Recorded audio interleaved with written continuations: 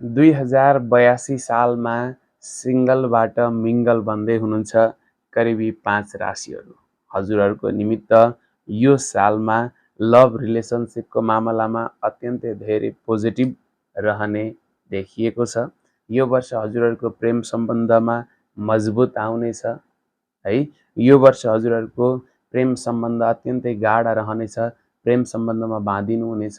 वैवाहिकका निमित्त अत्यन्तै हजुरहरू योग्य हुनुहुन्छ भने वैवाहिक सम्बन्ध बाँधिने देखिएको छ।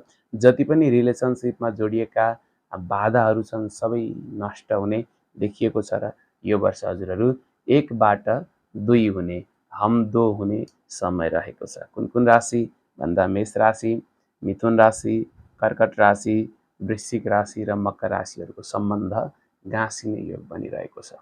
हजुरहरू यदि सही उम्मेदवार हुँदै हुनुहुन्छ भने हजुरहरूको राशि कुन हो अवश्य पनि कमेन्ट गर्न नभुल्नुहोला र हामीलाई फलो अवश्य पनि गर्नुहोला।